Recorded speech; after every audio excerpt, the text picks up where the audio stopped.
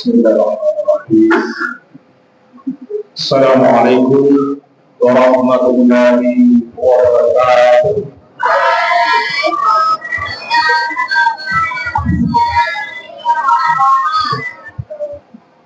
Alhamdulillahirabbil alamin. Alladzi unzila bihil Qur'an hudan lin-nasi wa bayyinatin minal huda wal furqan.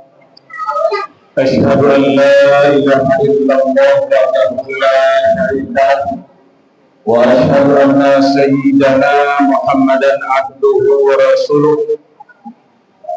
Allahumma shalli wa sallim wa barik ala sayyidina Muhammadin wa ala alihi wa ashabihi ajma'in wa man tabi'ahum bi ihsanin ila yaumiddin. Allah Ta'ala fil Qur'anil Karim, a'udzu billahi minasy syaithanir rajim. Bismillahirrahmanirrahim. Ya ayyuhallazina amanu kutiba 'alaikumus shiyam kama kutiba 'alal ladzina min qablikum la'allakum tattaqun. Syukur alhamdulillah, segala puji bagi Allah Tuhan semesta alam, Allah yang mengganti siang dengan malam, Allah yang mengatur segala apa yang ada di bumi, Allah memberi tanpa minta balasan, Allah melengkapi apa yang kita butuhkan tanpa minta, maka Allah itu berhak untuk dipuji. Segala puji bagi Allah. Selawat beriman salam kita mohonkan kepada Allah, semoga pahala yang disampaikan kepada Allah Nabi besar kita Nabi Muhammad SAW dengan doa Allahumma shalli ala Muhammad wa ala ali Muhammad. Yang kita hormati pengurus beserta jajaran yang kita hormati, Bapak Ibu para tokoh dan pemuda masyarakat yang kita muliakan, para imam kita, guru-guru kita yang hadir pada malam yang berbahagia ini, jemaah sedang tarawih yang dirahmati Allah. Kita hari ini sudah malam yang ketiga. Kok beda? Hah? Ini Ramadan sebentar, tapi jawabannya beda. Satu yang kedua begitu. Mungkin dapat pertama. Alhamdulillah. Ibu bapak yang Allah hormati, karena musala kita bernama Darul Quran, maka malam ini kami akan membahas tentang Al-Quran. Salah satu keberkahan Ramadan adalah unzila bihil Quran, yang menjadikan Ramadan dari bulan yang suci dan mulia. Salah satunya adalah karena turunnya Al-Quran di bulan suci Ramadan. Dari 12 bulan hanya satu-satunya bulan Ramadan yang ada dalam Al-Quran, Ibu Bapak. Kan setahun 12 bulan, hanya Ramadan yang ada ditulis dalam Al-Quran. Syahrul Ramadan alladzi unzila fil Quran hudan lin-nasi wa bayyinatin minal huda wal furqan. Oleh karena itu, maka tema kita malam ini adalah mulia bersama Al-Quran. Dan kita mengaji malam ini di Musala Darul Quran. Insya Allah kita yang ada di sini adalah ahli Quran. Amin ya rabbal alamin. Ibu bapak sedang mengetahui yang dirahmati Allah Subhanahu wa taala, Nabi Muhammad sallallahu alaihi wasallam, Rasulullah yang terakhir, Beliaulah nanti yang pertama diizinkan oleh Allah untuk membuka pintu surganya Allah. Semestinya Nabi yang pertama, Nabi Adam yang mestinya. Tapi kenapa Nabi Muhammad yang pertama diizinkan oleh Allah untuk masuk surganya Allah? Karena Nabi Muhammad satu-satunya yang menerima wahyu Al-Quran. Beliau sudah dijamin oleh Allah Subhanahu wa Ta'ala surganya yang paling tinggi, surganya yang paling mulia, surganya yang paling mewah. Dan Rasulullah sudah dijamin oleh Allah tidak akan melakukan dosa dan kesalahan. Tapi apa? Rasulullah 2 bulan sebelum Ramadan masuk sudah menengadahkan tangan kepada Allah. Allahumma barik lana fi Rajab wa Sa'ban wa barik lana wa balighna Ramadan. Apa kata Rasulullah? Ya Allah, berikan keberkahan kami di bulan Rajab, di bulan Sa'ban. Ya Allah, pertemukan kami dengan bulan Ramadan. Sarugo nampal yang mewah, sarugo nampal yang tinggi, dijamin tidak melakukan dosa dan kesalahan, tapi rindu dengan Ramadan. Apalagi Pak, itulah yang berada di akhir zaman. Maka kecil orang untuk itu Pak, capek mata tak lihat, capek tangan tak jangkauan, capek kaki tanangkan, mengakibatkan dosa. Apa itu Pak? Di masa Allah segala bentuk dosa. Tentu kita Bapak Ibu merindukan yang namanya bulan suci Ramadan. Maaf kepada ibu bapak, maka ketika Ramadan masuk dimanapun spanduk itu dipasang, maka ucapannya marhaban ya Ramadan. Ada pasangan? Enggak. Bagus. Selalu ya. Tulisannya marhaban ya Ramadan. Marhaban itu berasal dari kata rohaba, lapang, luas. Artinya orang yang beriman ketika masuk bulan Ramadan maka hatinya senang bahagia, merindukan dengan datangnya bulan Ramadan. Apa yang menyebabkan itu bapak? Karena di bulan suci Ramadan, apapun amal kebaikan yang kita lakukan maka pahalanya berlipat ganda. Dan satu-satunya waktu dan bulan yang paling hebat, yang paling baik untuk melakukan amal ibadah di bulan Ramadan.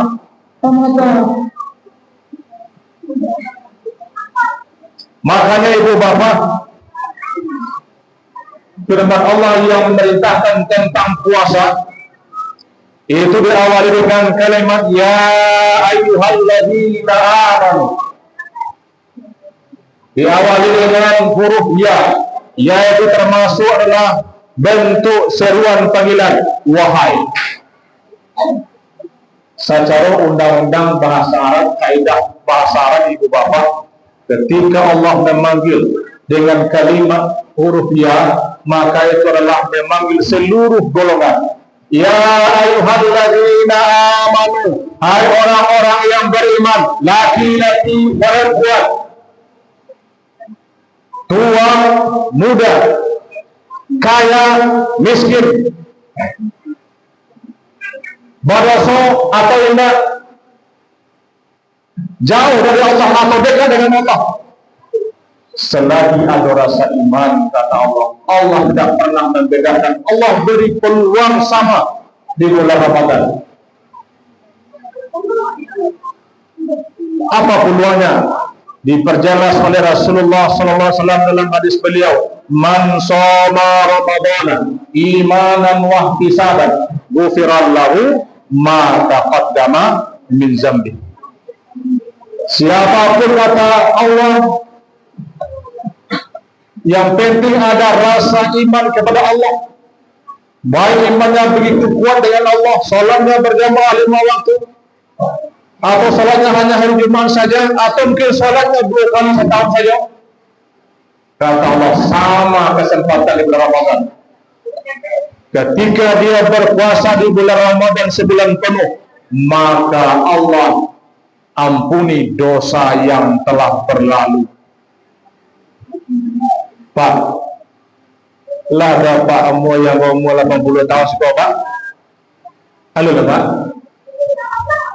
Yang 80 tahun lah Pak lain. 70? Alah Pak. 70 tahun yang lalu kata Rasulullah, ketika dia melakukan ibadah puasa di bulan Ramadan sebulan penuh, Allah hapus. Luar biasa Ramadan. Man qama Ramadana imanan wa ihtisaban, ghufira lahu ma taqaddama min dzambi. Di malam hari dia salat tarawih dan zikir, maka dia juga diampuni dosa yang telah berlalu sebulan. Hilang seluruh kesalahan dosa 10 tahun, 20, 30 sampai 70 tahun yang telah berlalu. Begitu keberkahan dan istimewa bulan Ramadan. Apa yang menyebabkan ibu bapak? Karena di bulan Ramadan turunnya Al-Quran. Bisa menghapus seluruh dosa dan kesalahan yang telah berlalu. Apa yang menyebabkan Ramadan seperti itu bapak?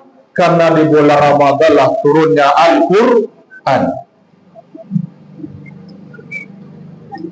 Di bulan Ramadan ibu bapak ada satu malam namanya Lailatul Qadar. Bagaimana kehebatan Lailatul Qadar? Allah jelaskan dalam surah Al-Qadar. Inna anzalnahu fi Lailatul Qadar wa ma adraka ma Lailatul Qadar. Lailatul Qadar khairun min alfi syahr. Kata Allah, sesungguhnya kami turunkan Al-Quran pada malam kemuliaan. Tahukah kamu malam kemuliaan itu? Kata Allah, malam kemuliaan itu lebih baik daripada 1000 bulan. Kalau dikalkulasikan 83 tahun.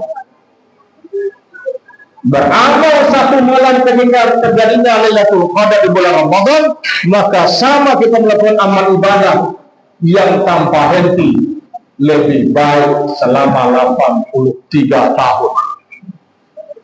Ibu bapak yang menyebabkan malam Lailatul Qadar itu mulia karena malam itu pertama Al-Quran turun. Begitu Pak. Kalau apapun yang bersentuhan bersama Al-Quran akan mulia. Ramadan ditunggu-tunggu oleh kita orang yang beriman karena kemuliaannya yang menyebabkan ada pada bulan Ramadan turun Al-Quran. Malam Lailatul Qadar mulia karena di malam itu pula lah turun pertama kali Al-Quran. Ibu bapak, malaikat kan ada 10 yang mesti kita yakini. Ya, nama-nama malaikat. Malaikat itu banyak dari manusia, tapi namanya 10 malaikat yang mesti kita yakini. Tapi di antara 10 khotbah ada satu komandannya, ada satu panglimanya. Siapa namanya? Malaikat Jibril. Bahwa malaikat Jibril itu sebagai panglima ya para malaikat, karena satu-satunya malaikat Jibril yang membawa Al-Quran.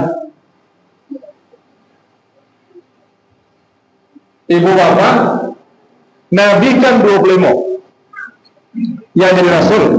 Ya, 25 yang menjadi Rasul. Mulai Nabi Adam sampai Nabi Isa, apa gelar yang Allah berikan? Alaihissalam, AS. Tapi ketika Nabi Muhammad, apa gelarnya apa itu? Sallallahu alaihi wasallam. Kenapa Bapak Ibu? Karena Nabi Muhammad lah yang menerima wahyu Al-Quran.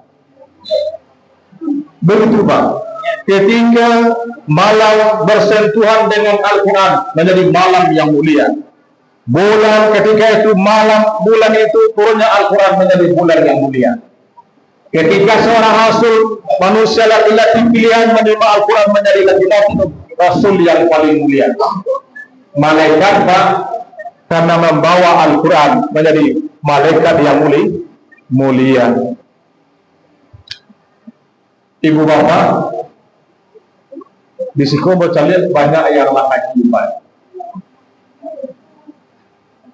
Di kampung Ambo ciri-ciri haji itu Pak kopiah putih. Sama apa? Kalau di kampung awal orang haji kemudian penanya Pak Haji itu di kampung awal, di Padang maksud apa? Di Padang bebas. Kalau di kampung memang peci itu menandakan Pak. Kalau putih kopiahnya Pak Haji. Kalau bungkus kau Padang Datuk. Itu Pak. Ya. Tidak. Apa bahasa Amur Pak? Bagi bapak yang pernah melaksanakan ibadah haji atau umrah, apa akan pasti berada di Ka'bah ya? Tawaf. Itu Ka'bah Bapak Ibu sebelum Rasulullah lahir itu tempat seluruh maksiat ada di situ. AC bantu dosa ada di situ. Tapi setelah Nabi Muhammad diangkat menjadi Rasul, maka Al-Quran pertama kali turun di situ. Era di Gua Hira. Kalau kan tempatnya jauh Pak ya. Tampil adalah Al-Quran pertama kali turun adalah di Makkah Al-Mukarramah. Dulu tampilnya pada tempat untuk melakukan dosa dan kesalahan bermacam dosa ada di situ. Tapi ini Bapak Ibu, Masjidil Haram Makkah adalah satu-satunya di muka bumi tempat yang paling mulia. Anu pioba, kalau Bapak Ibu salat di Masjidil Haram atau di Pilih Ka'bah atau di Musajid Masjidil Haram itu, maka kata Rasulullah, salat satu waktu zuhur umpamanya itu sama bandingannya salat 100.000 kali di musajid lain. Coba, makanya orang Pak berbondong-bondong berlomba-lomba ngaji umrah. Kenapa? Satu waktu salat di Masjidil Haram sama dengan 100.000 kali salat di masjid lain. Para 10 tahun Bapak. Apa yang menyebabkan Bapak Ibu? Karena Al-Quran turun di Masjidil Haram di Makkah. Tempat yang mulia yang kedua adalah namanya Madinatul Munawwarah. Madinah itu namanya Yasrib. Sebelum Nabi itu Yasrib. Yasrib itu adalah panggilan kepada negeri yang sudah hancur karena perbuatan dosa dan maksiat, makanya penghinaan namanya Yasrib, negeri kacau. Tapi ketika Nabi Muhammad pindah ke sana, namanya Madinatul Munawwarah, kota yang memancarkan cahaya. Dan Madinah tempat mulia yang kedua di muka bumi. Makanya kata Rasulullah, barang siapa yang sholat di masjidku ini, maka sama bandingkan yang sholat 1000 kali di masjid lain. Kenapa Pak?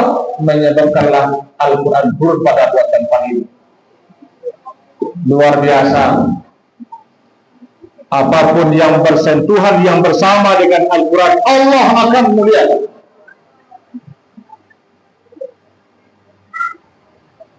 Ini sama-sama bisa kita buktikan Pak.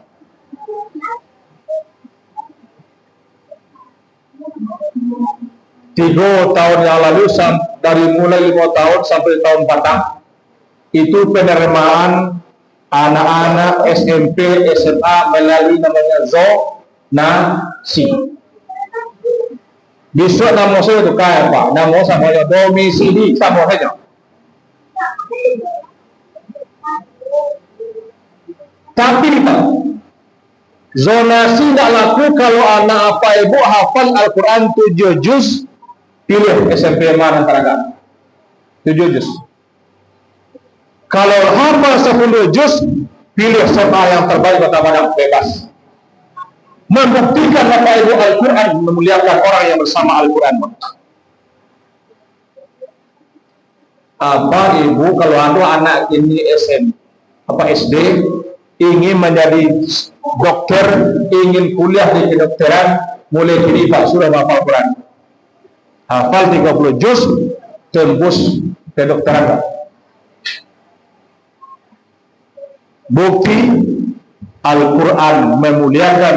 Jangankan kita manusia sebagai hamba Allah, malam pun bisa mulia, bulan bisa mulia, tempat dalam pun negara bisa mulia. Itulah ibu bapak hebatnya Al-Quran. Tapi kata Rasulullah dalam surah Al-Furqan ayat 30, Rasulullah telah curhat kepada Allah. Qala Rasul, ya Rabbi, inna qaumi ittakhadhu hadzal Qur'ana mahjura.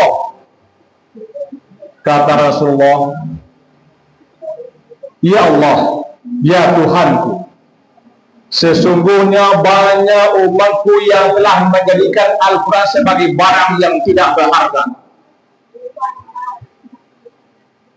barang yang tidak lagi berguna. Bila dipakai Al-Quran, ketika amaknya mati, bapaknya meninggal, Al-Quran telah mati, sampai mandi dia apa? Betul tak? Betul apa? Kalau orang meninggal, ada tak Al-Quran sampainya? Apakah itu fungsi Al-Quran?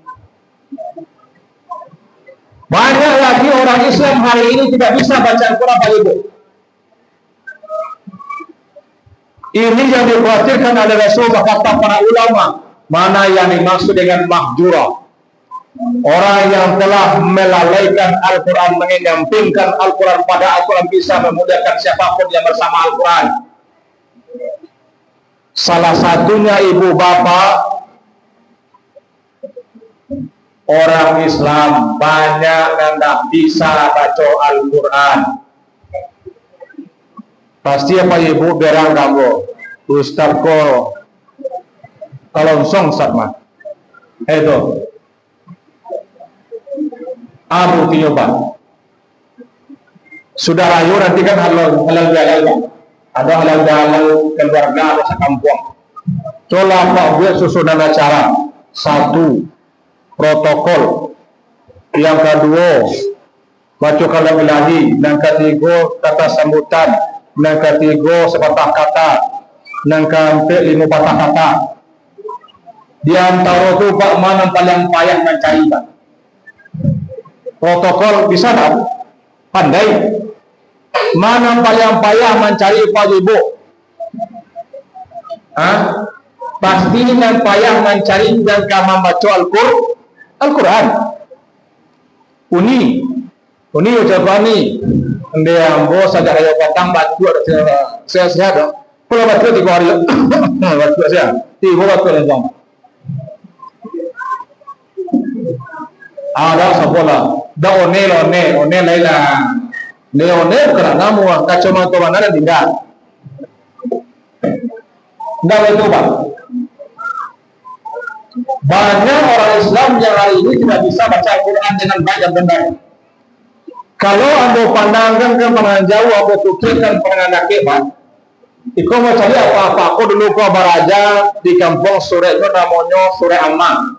Iya apa? Apa beraja itu atau Amma? Ibu beraja itu atau Amma, Bu? Amma. Kamu yang Bu? Baca cara beraja Amma itu. Alif di atas A, alif di bawah I, alif di depan U, A, I, U. Baru di depan, baru di bawah B, baru di badan B, U. Kamu yakin Bang? Model lambat sampai gini model itu kan?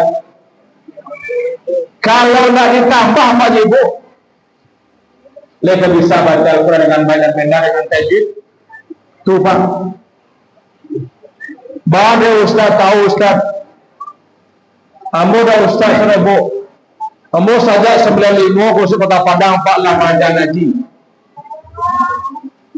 Saya ngaji sampai kini.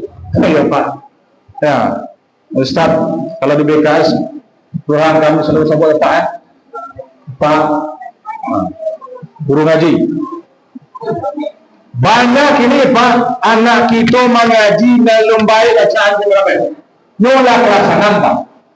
Mengaji alun coba. Lu selesai hidup Pak. Dah kali berlebihan Pak, tak bisa mencengkir Pak. Tuh Pak, kendala. Maaf, model pola jadi orang Islam Pak.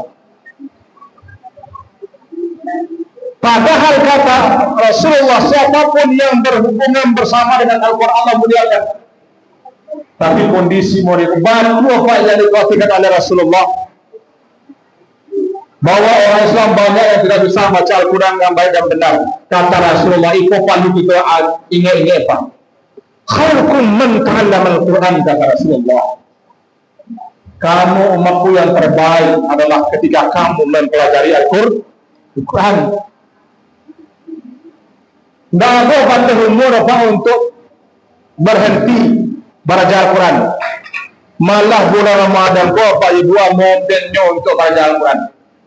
Nabi Muhammad Pak nama bulan soal Al-Quran. Nabi setiap bulan puasa senantiasa tadarus dengan malaikat Jibril.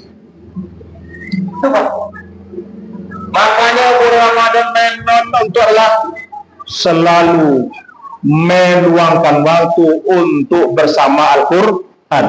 Makanya Pak, Syahrul Ramadan allazi unzila fihi Al-Quran. Di bulan Ramadan kau ada disuruh Pak tadarus Pak. Tadarus mempelajari Al-Quran. Silakan Ibu membaca Al-Quran Pak sampai khatam. Tapi jangan lupa untuk mempelajari Al-Quran. Kini banyak Pak, boleh dengan imam kita, ustaz kita, buka ikut YouTube ada Pak. Kalau ingin belajar Al-Quran, Pak Bu, kenapa? Al-Quran kau butuh bagi kita dan hidup Pak, butuh Al-Quran. Hudan lil muttaqin. Al-Quran petunjuk bagi orang yang bertakwa. Al-Quran dibutuhkan bagi orang yang kamati. Amo yakin Pak, kita yang ada di sebegini kamati sebenarnya. Tapi jangan minta mati. Tapi pasti akan mati. Ketika seorang akan meninggal dunia, dia butuh lantunan Al-Quran. Amo lah acok batanya Pak. Amo patang ceramah dan belai ternyata jemaah amo Allah supirnya, istrinya bawa tugas di ICU dan Jamil Pak. Apa Ibu lah pernah masuk ICU? Bu, apalah pernah masuk ICU Pak? Jangan jowo Pak. Kalau masih ICU Pak, tidak balik lagi. Amba tanya. Ketika mau bahas Al-Quran, amba sampaikan. Ketika orang sakaratul maut butuh Al-Quran, baca Ustaz. Amba istri kerajo di ICU. Ketika orang meninggal Pak, itu butuh minta dibaca Al-Quran. Artinya Al-Quran bagi orang itu butuh. Orang yang mati butuh Al-Quran. Orang yang di alam barzah dikubur butuh Al-Quran. Nanti Pak Bu, di alam barzah Al-Quran nanti akan membentengi kita. Di akhirat nanti Bapak Ibu kita butuh Al-Quran. Nanti di hari kiamat akan kita berdiri selama 50.000 tahun. Matahari sejajar dari Gabalu. Tapi disitulah datang Al-Quran memberikan sapaan. Kata Rasulullah, Iqra'ul Quran fa'innahu ya'tiyamul qiyamah syafi'anna li ashabi. Kata Rasulullah, bacalah Al-Quran. Nanti Al-Quran itu datang dari kiamat dan berikan pertolongan kepada siapa? Orang yang senantiasa bersama Al-Quran ketika hidup.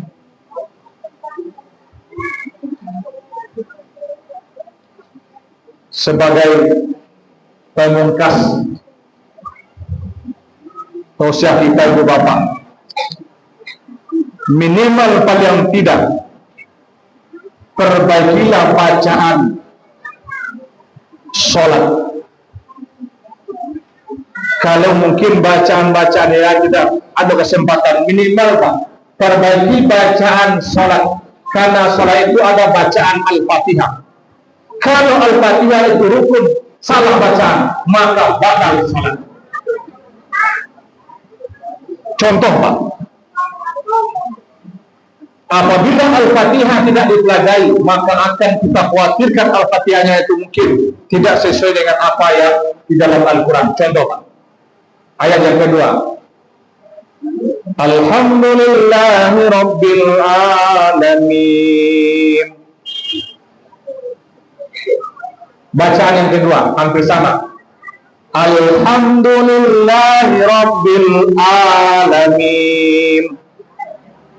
Ini hampir sama Pak, Alhamdulillahi Rabbil Alamin. Yang kedua, Alhamdulillahi Rabbil Alamin. Kita terjemahkan Pak.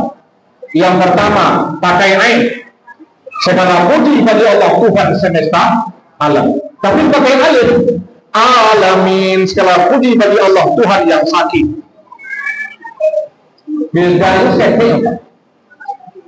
Contoh yang kedua, Iyyaka na'budu wa iyyaka nasta'in. Versi yang kedua, Iyyaka na'budu wa iyyaka nasta'in. Sama hurufnya, cuma yang bedakan yang pertama pakai tasdid, yang kedua enggak.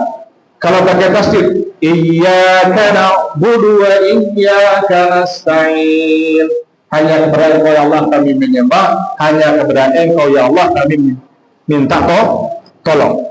Versi yang kedua, Iyyaka na'budu wa iyyaka nasta'in. Hanya kepada Engkau matahari kami menyembah, dan hanya kepada Engkau matahari kami minta tolong. Hanya tanda tasdid yang beda. Oleh karena itu, maka Rasulullah memberikan motivasi kepada kita, khairukum man ta'allamal Quran. Mari Bapak Ibu, tanpa melihat umur, tanpa melihat batas usia, mulai Ramadan ini Pak, mari perbaiki bacaan Quran kita, karena Al-Quran akan menyelamatkan kita dunia dan akhirat. Banyak maaf, billahi taufiq wal hidayah. Assalamualaikum warahmatullahi wabarakatuh.